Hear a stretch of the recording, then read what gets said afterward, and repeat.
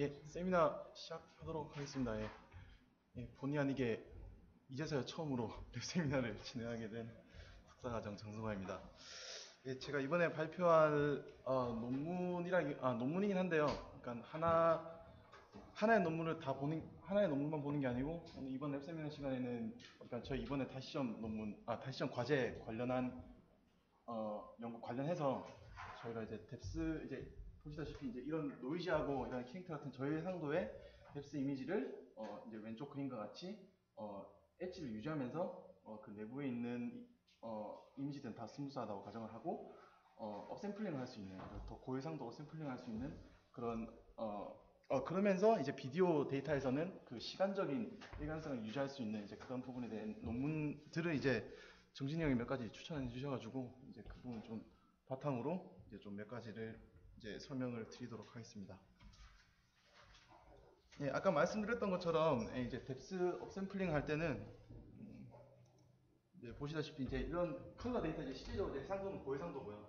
그리고 이런 일반적인 뎁스 이미지를 활용을 해서 이런 노이즈한 부분을 이런 뎁스 이미지, 이런 컬러 이미지에 대한 이런 디테일한 부분들을 다 받아와서 이제 보기와 같이 이제 업샘플링 하는 건데요. 이제 이런 업샘플링을 위해서 기본적으로 크게 제가 세 가지로 나눠봤어요. 하나는 기본적으로 이제 일반적으로 이제 바이레트 필터 같은 걸 적용하는 H 프리저빙 스무딩이라든지 아니면 그 이제 보시는 바와 같이 이런 이미지를 활용해서 샘플링 할 수 있는 조인트 샘플링 그리고 그런 그 시간적인 일관성을 유지할 수 있는 템포럴 코헤런시 이걸 다 포함하고 이걸 다 포함하면서도 빠르게 계산 시간을 수행할 수 있는 이제 일반적으로 나중에 설명드리겠지만은 일반적으로 이제 이전 논문 같은 경우에는 예를 들어서 한 4시간, 34시간까지 걸릴 수 있는 이제 그런 것들이 지금 나중에 설명드리겠지만 이 논문에서는 한 몇 초 만에 이제 끝낼 수 있도록 빠르게 처리할 수 있는 방법들에 대해서 이제 간단하게 설명을 드리겠습니다. 예, 그래서 해당 지금 방금 설명드렸던 부분은 이제 사실 이제 이 논문에서 이제 다 설명이 돼 있더라고요. 이제 이 논문이 시각 2012년 논문인데 아시는 분들은 좀 아실까 생각이 되는데 생각보다 논문이 다소 좀 난해하고 좀 어려운 내용들이 많더라고요. 그래서 좀 베이지컬하게 어떤 기술들이 사용했는지 이런 기술들이 어떤 기술로부터 기반되어 왔는지 이제 이런 메서드를 간략하게 설명하면서 이제 발표를 진행을 하도록 할게요. 네, 아까 말씀드린 아까 기술을 기반으로 이제 세 파트로 나눠서 이제 제가 설명을 진행을 하도록 하겠습니다. 먼저 엣지 프리저빙 스무딩 테크닉을 먼저 설명을 드리면 이제 이런 기술을 활용해서 다양한 이제 그래픽스 어플리케이션을 활용하고 있더라고요. 예를 들어서 이런 식으로 엣지로 스무딩은 당연히 할 수 있는 거고 이런 기술을 활용해서 디테일 인핸스먼트라든지 스타일라이제이션, 리컬러링, 펜슬드로 이런 다양한 분야로 이제 활용할 수 있고요. 이제 뿐만 아니고 이제 톤 매핑이나 아니면 방금 설명드린 뎁스 업샘플링, 그리고 다른 가이드 이미지를 활용한 조인트 필터링이라든지 아니면 컬러라이제이션, 이렇게 다양하게 이제 지금 활용이 되고 있습니다. 일반적으로 이제 이런 스무딩 필터를 적용한 논문이 상당히 많은데 그 중에서 가장 기반이 되는 논문이 이 딱 두 가지더라고요. 이제 아니스트로픽 디퓨전하고 바이레트럴 필터는 이 두 가지인데 가장 먼저 아니스트로픽 디퓨전 같은 경우는 내용은 제가 정확하게 이해를 못했는데 파셜 디프로전 이쿠에이션을 사용해서 약간 이트레이티브하게 프로세스를 돌려서 약간 계산 시간이 오래 걸린다. 그리고 이 논문에서 언급하기로는 이러한 이트레이티브 프로세스가 다소 불안정하다는 연유로 또 이런 바이레트럴 필터링 컨셉을 제안을 했는데요. 이제 이러한 부분은 각각 픽셀마다 이제 그 주변에 있는 네이버후드 픽셀을 활용을 해서 모든 스페이스마다 각기 다른 웨이트 펑션을 적용을 시켰는데 이와 같은 경우는 이제 고차원적인 이제 디멘전 데이터가 필요해요. 예를 들어서 RGB 데이터 같은 경우에는 각각 픽셀에 대한 X, Y하고 RGB까지 해서 일반적으로 5채널의 데이터가 필요하기 때문에 이러한 데이터를 처리하기에는 다소 이제 많은 시간, 이 방법 또한 역시 많은 시간이 다소 걸릴 수가 있습니다. 그래서 지금 제가 좀 연구한 논문들 중에서는 대체적으로 이제 바이레터럴 필터링 활용했더라고요. 그래서 이 부분부터 제가 먼저 간략하게 설명을 드릴게요. 이제 바이레터럴 필터 컨셉을 이제 간단히 설명을 드리면, 이 논문에서 이제 제안한 아이디어는 기본적으로 일반적인 시그널을 일반적으로 이미지에서 한 줄의 데이터 이미지를 가정했을 때 이제 일반적으로 이제 약간 지글지글한 부분은 이제 이런 부분이고, 이제 엣지 같은 경우는 이렇게 큰 폭을 이제 주고 있는데요. 이제 이런 부분을 간단하게 일반적인 가우시안 필터 같은 경우 적용을 시켰을 경우에, 가우시안 필터를 이제 그 픽셀 간의 거리에 따라 적용을 시켰을 때 이제 이런 식으로 스무스하게 적용이 되는데, 뭐 이러한 이제 지글지글한 부분은 이제 해결을 할 수 있지만은 이러한 엣지도 역시 이제 스무스해진다는 이런 단점이 있습니다. 그래서 이제 추가적으로 이제 이런 레인지 필터라고 이제 그 거리에 대한 정보, 거리에 대한 웨이트뿐만 아니라 그 실제적으로 적용하는 그 RGB 데이터에 대한 그 이미지에 대한 픽셀 데이터 차이도 이제 웨이트 펑션을 적용을 하겠다는 거예요. 그래서 뭐 예를 들어서 지금 이 논문 같은 경우에는 이제 그 이미지 데이터가 가까울 경우에는, 이미지 데이터가 이제 비슷할 경우에는 이제 더 많은 웨이트를 주고, 이미지 그 픽셀 값이 클 경우에 이제 웨이트가 이제 작게 적용이 되죠. 그렇게 됨으로써 이제 엣지하고는 이제 같이 이제 스무디 안 걸리는 거예요. 그래서 이제 보시는 바와 같이 이런 지글지글한 부분은 이제 해결이 되고, 그러면서 이런 엣지는 보존되는 그런 컨셉을 활용을 하고 있습니다. 이제 그래서 이런 스파셜 필터는 아래와 같이 이제 스무딩으로 적용이 되고, 이제 레인지 필터 같은 경우는 이제 엣지 프리저빙하는 그런 프로퍼티를 가지고 있습니다. 이제 이런 필터 컨셉을 활용해서 이제 다양한 논문들로 이제 조금 발전을 시켜봤는데요.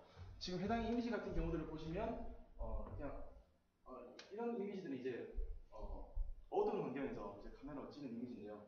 이런 경우에는 이제 이런 엣지가 다소 안 살아나 있어서, 다소 이런 이미지의 바이레트럴 필터를 적용하기에는 좀 상당히 조금, 효율적으로 적용이 안 되는 경우가 생길 수가 있어서, 해당 경우를 좀 해결하기 위해서 이제 아래 보시면 이제 같은 포지션에서 사진 찍었을 때 나오는 플래시만 찍었을 때 나오는 이런 엣지들을 정보를 활용을 해서 이런 엣지들을 활용해서 지금 보이실까 모르겠는데 이제 이런 부분에는 다소 스무스한데 실제로 이런 식으로 디테일을 살릴 수 있는, 그리고 나머지 부분은 이런 스무딩 펑션을 적용해서 스무스하게 적용되는 이제 그런 컨셉을 가지고 있어요. 컨셉도 되게 단순하더라고요. 이제 기존에 있는 이제 스파셜 필터, 바이레터럴 필터에서 단순하게 그냥 그 이 이미지에 대한 정보만 그냥 다른 이미지, 이제 그쪽에서는 가이던스 이미지라고 하는데 이제 가이드에 대한 이미지를 받으면서 이제 그 필터를 처리를 하고 있어요. 예, 그래서 이와 같은 방식으로 이제 이런 필터가 이제 적용이 됐고요.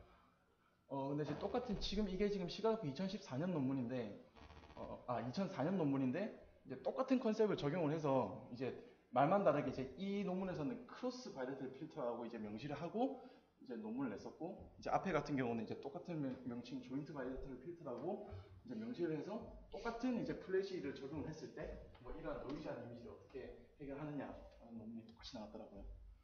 어떻게 해서 똑같이 나올 수가 있는지 모르겠는데, 아무튼, 예, 이런 경우가 있었습니다. 예, 그렇다면 이제 조금 한층 더 나아가서 그러면 이런 아까 설명드렸던 것처럼 이런 로우 레졸루션 이미지에 대해서 어떻게 업샘플링을 시킬 수 있느냐, 이것도 생각해보면 단순하겠죠. 마찬가지로 이 컬러 이미지를 활용해서 이런 디테일들을 이제 이 이미지에 적용을 시켜서 이제 해당 그림같이 업샘플링 한 거고요. 지금 이거 같은 경우는 조인트 바이레트럴 업샘플링 적용시킨 거고, 이제 해당 그림 같은 경우는 이제 단순히 그냥 리얼리스트 네이버후드로 그냥 업샘플링 시킨 거예요. 보시면 이런 지글지글한 부분 많이 났는데 이쪽에는 이제 스무스하게 이제 엣지가 살아나는 이런 리절트를 보실 수가 있습니다. 네, 그래서 마찬가지로 이 조인트 바이레트럴 필터에서 한 단계 더 발전시켜서 로우 레졸루션 이미지를 로우 레졸루션 이미지만 적용을 시킨 지금 상태로 지금 변환이 될 수 있습니다. 이 아래쪽 그래프는 뭘 뜻하는 거예요? 그냥 해상도가 낮다는 의미입니다. 그래서 픽셀 값이 로우 레졸루션에서 그러니까 로우 레졸루션의 이미지를 하이 레졸루션의 웨이트를 받는다는 그런 컨셉입니다. 예, 그래서 보시는 바와 같이 다양한 메서드를 활용해서 비교를 한 거고요. 이제 리절트 같은 경우는 지금 실제로 이 그림 활용인지 모르겠는데 이제 이 부분은 이제 지금 톤 매핑한 지금 그림인데 지금 일반 오리지널 이미지를 이런 톤 매핑을 적용을 시켜서 이제 해당 그림과 같이 이제 어샘플링을 시켰는데 이제 리얼리스트 레이블에서 좀 차이가 많이 보겠죠. 이렇게 이제 좀톤 매핑이 이제 일종의 뭐 안내시 같은 현상이 일어나고 있는데 이제 이런 부분에서는 이제 깔끔하게 처리가 될 수 있고, 가우시안 픽서 같은 경우에는 잘 보이시진 않겠지만 약간 좀 스무딩된 엣지 주변에서 스무딩된 모습을 보실 수 있습니다. 예, 하지만 이러한 이제 모든 지금 방법들이 다 이제 모든 픽셀 하나하나 다 계산하기 때문에 하나하나 이제 RGB 데이터까지 다 계산하기 때문에 계산 시간이 너무 많이 걸린다는 단점이 있어서 뭐 여러 가지 아까 말씀드렸던 아니스트로픽 디퓨전이나 아니면 바이레트럴 필터 뭐 이 두 가지를 다양한 방법으로 뭐 이렇게 변형을 시키거나 뭐 예를 들어서 뭐 RGB 뭐 3 채널을 갖다가 이제 하나의 그레이스케일로 이제 변형시켜서 한다든지 뭐 이런 다양한 방법으로 이제 계산 시간을 줄여보려고 이제 노력을 많이 했는데요. 이제 그러한 부분은 이제 퀄리티가 많이 떨어진다는 단점이 있고, 계산 시간도 이제 리얼타임에 적용하기에는 계산 시간도 충분히 이제 떨어뜨리지 못했다라는 그런 단점이 있어요. 그래서 지금 설명드릴 이 도메인 트랜스폼 관련한 이 논문에서는 이제 그렇게 방법을 바꾸기보다는 이제 어떤 필터를 사용을 하더라도 지금 뭐 이 F라는 게 필터인데 뭐 바이레트럴 필터가 될 수도 있고 뭐 아니스토픽 필터가 될 수도 있고 뭐 여러 가지 될 수가 있는데, 단순히 이러한 필터를 그냥 디멘전만 낮춤으로써 우리가 계산 시간을 줄여보자, 그러니까 디멘전만 낮춰보자는 거에 포커스를 뒀었어요. 그래서 이 논문의 간단한 컨셉을 좀 설명을 드리자면,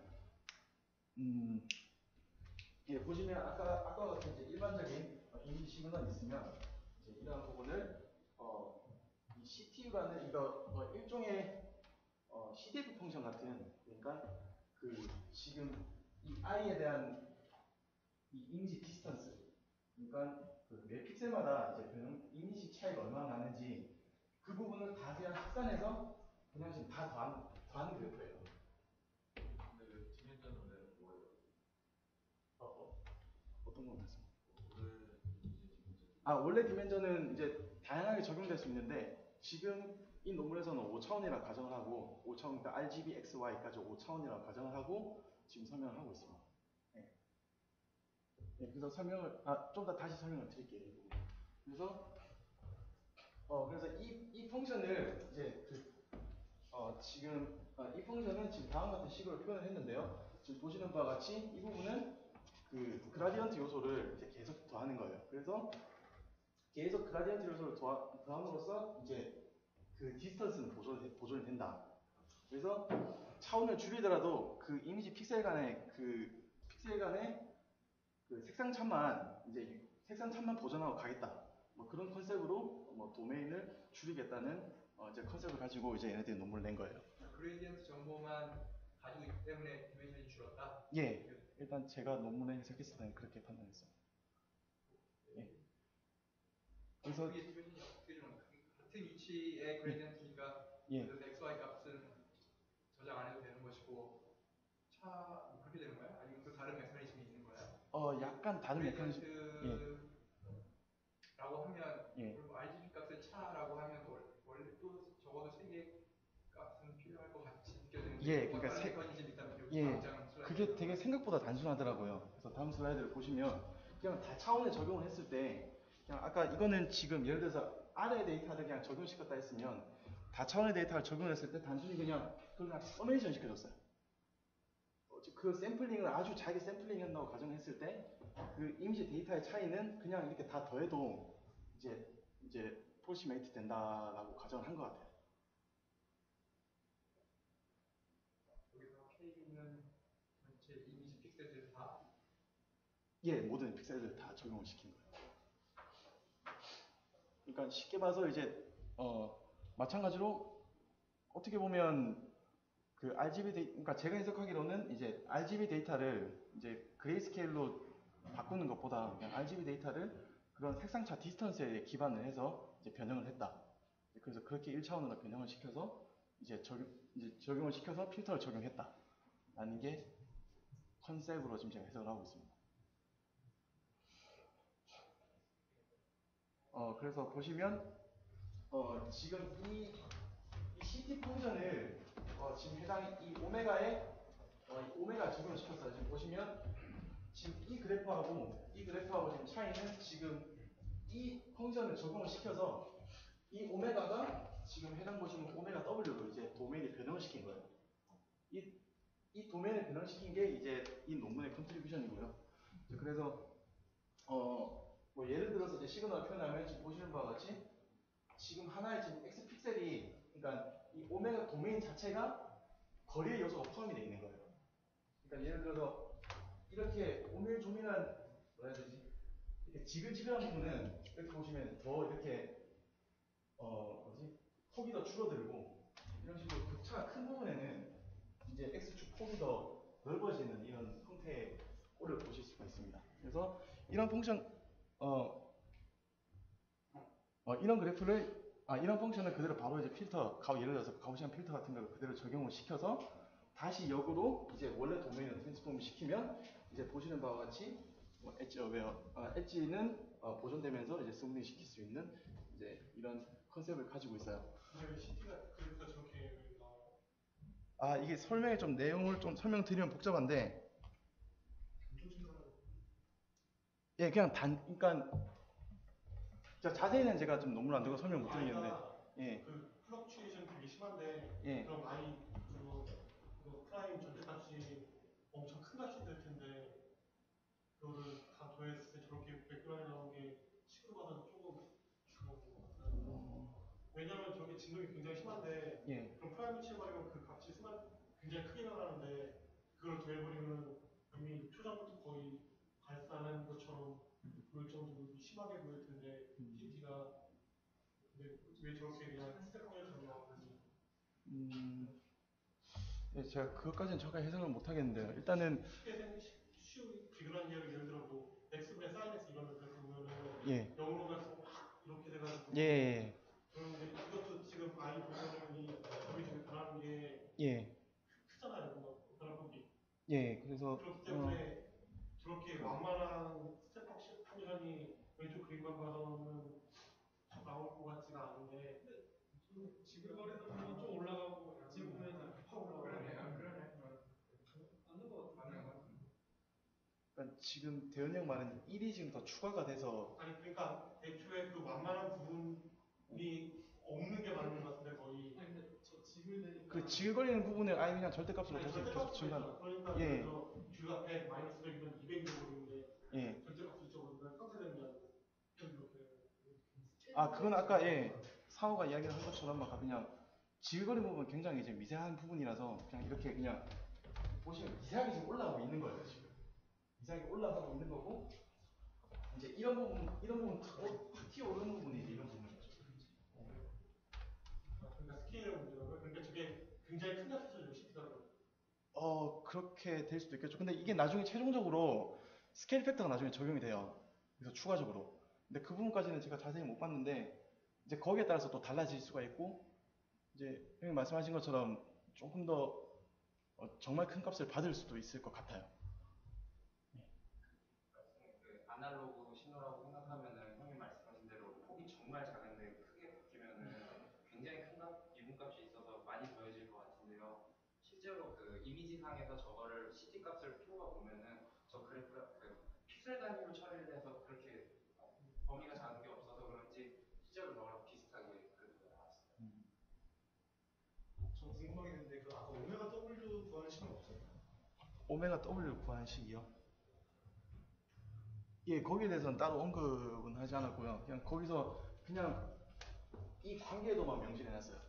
그래서 그 U에 대한 변하는 값이 그러니까 예를 들어서 이게 X라고 가정했을 때 그 X 도메인이 그 디스턴스가 될 수가 있다. 뭐 이런 식으로 컨셉만 이렇게 이야기해놓고 넘어갔던 것 같아요.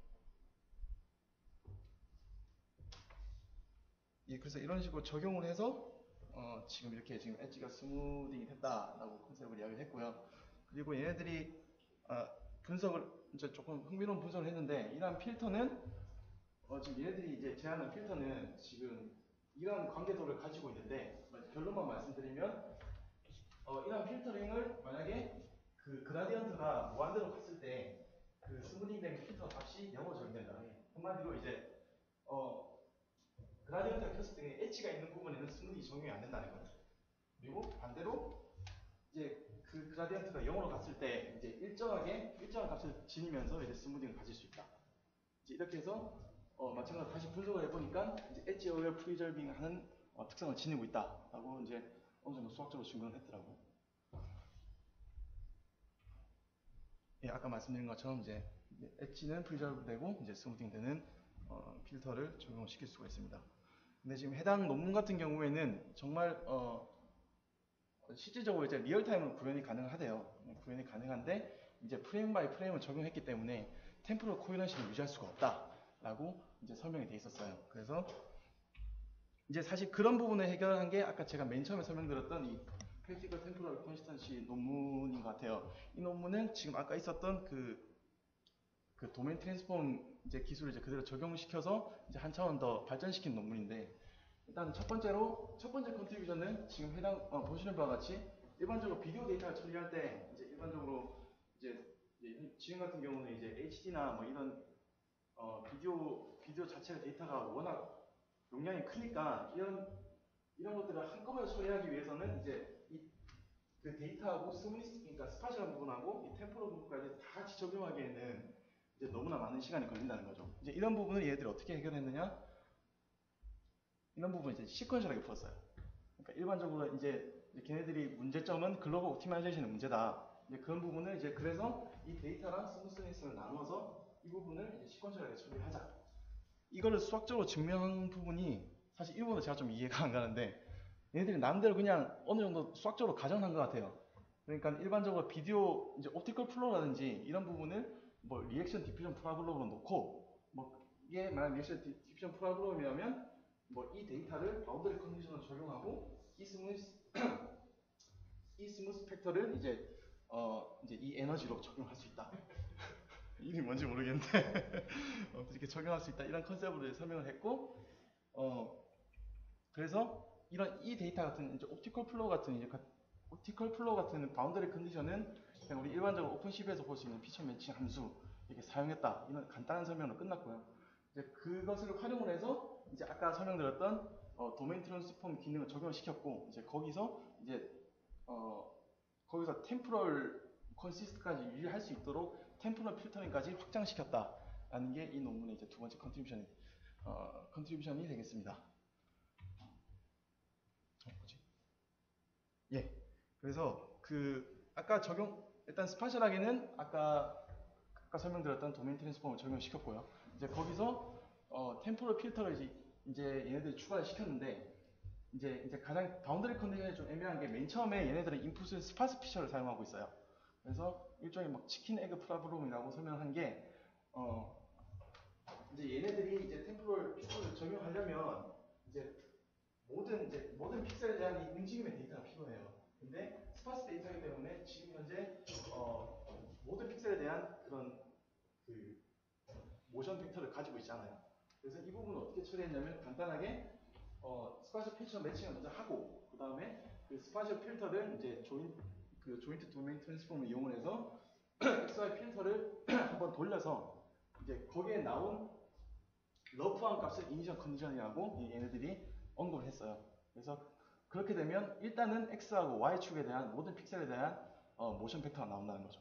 그래서 거기에 있는 모션 벡터를 활용을 해서 이제 이터레이티브하게 돌면서 이제 계속 말 잘못된 부분을 고쳐 나가는 뭐 이런 형태를 취하고 있는데요.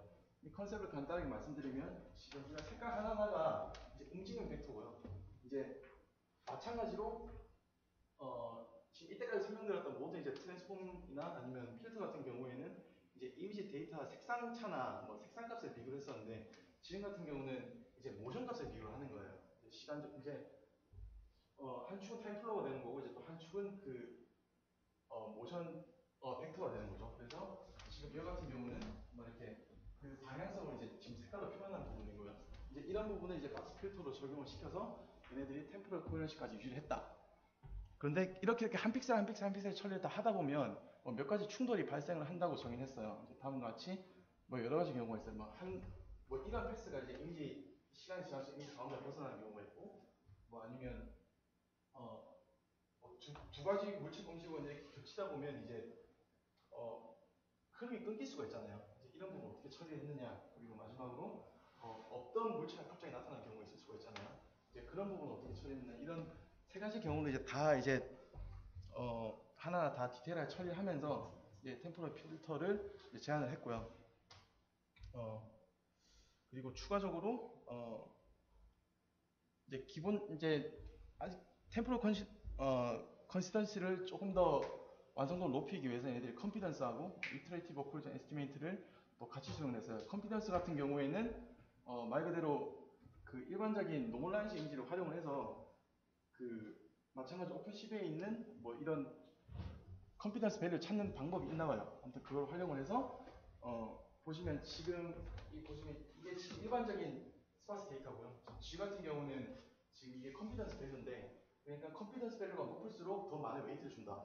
컨셉은 되게 간단하죠. 이제 그럼으로써 이제 이런 결과를 얻는데, 이제 보시면 지금같이 이렇게 컨피던스가 동등하게 주어졌을 경우에 뭐 이렇게 그냥 세 개 다 이렇게 스무스하게 이제 이루어지고 있는데, 지금 이거 같은 경우는 이제 상대적으로 컨피던스 밸류가 작잖아요. 그래서 양쪽에 있는 값에는 더 정확한 값으로 수렴을 하게 되고, 지금 이쪽에 컨피던스 밸류가 낮은 곳에는 더 약하게 이제 적용이 돼서 이제 오차가 크게 발생할 수 있는 이런 식으로 펑션을 적용을 시켰고요.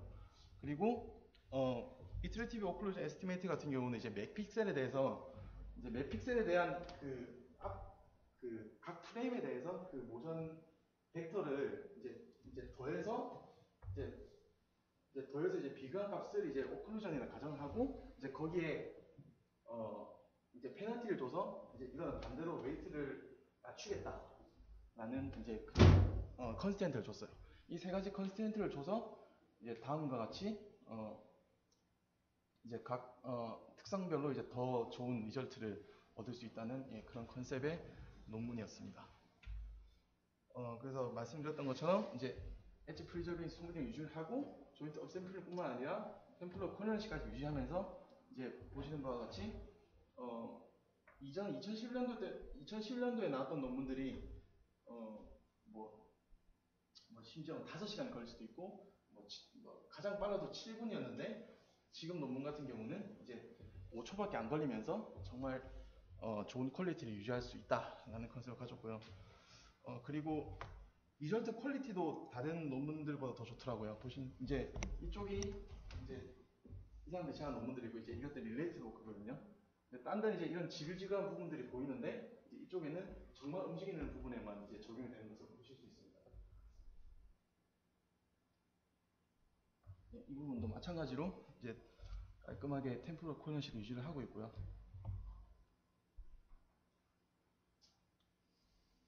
그리고 이제 마지막에 보시면 이제 이런 부분에도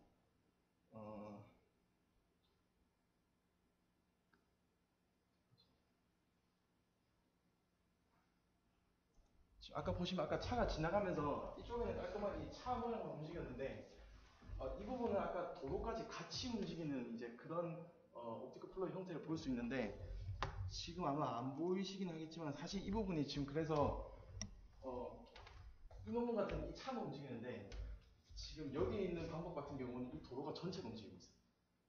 그래서 뭐 이런 부분까지 디테일하게 잡아줄 수 있는 그런 퀄리티를 낼 수 있다는 게 이제 이 논문의 리절트가 되겠습니다. 네, 지금 생각보다 빨리 끝났는데 질문. 도메인 트랜스폼을 어쨌든 기반으로 한 거잖아요. 예. 근데 보면 이건 어쨌든 스파스한 데이터섬이 있는 건데, 예. 도메인 트랜스폼 같은 경우는 되게 덴스하게 시그널이 다 있잖아요. 예. 없는 시그널에는 어떻게 되죠? 일단 제가 그거를 마찬가지로 그 마지막에 설명한 논문에서 설명을 간단히 언급을 했었는데요. 간단히 도메인은 그 일반적 예를 들어서 뎁스 데이터를 업샘플링 한다고 할 때 스파스 데이터는 이제 기본적으로 그 뎁스 데이터로부터 받고요. 그 도메인 트랜스폼은 이제 그 컬러 데이터로부터 받는다. 뭐 이런 식으로 해서 조인트 업샘플링 했다라고까지만 설명을 해놨더라고요.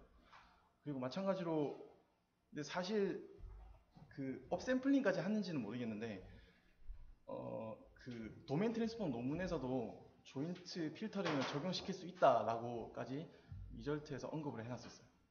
그러니까 그건 이해가 되는데, 앞에서 모션 벡터 같은 것도 예. 시프트 같은 피처 매칭으로 예. 이니셜한 데이터점이 주어지고 그걸 스무딩 해가지고 전체 옵티마이제이션을 푼다는 거잖아요. 예.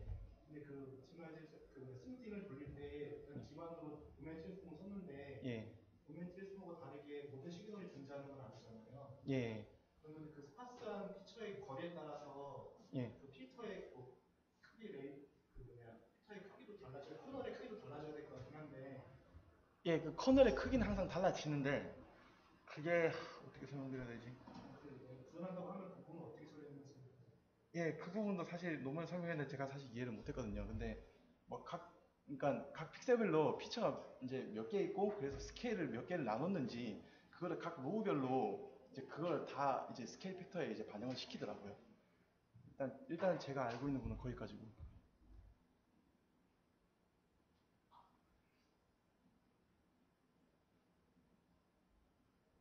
예, 없으면 잠시 나온 김에 워크숍에 대한 간단한 공지를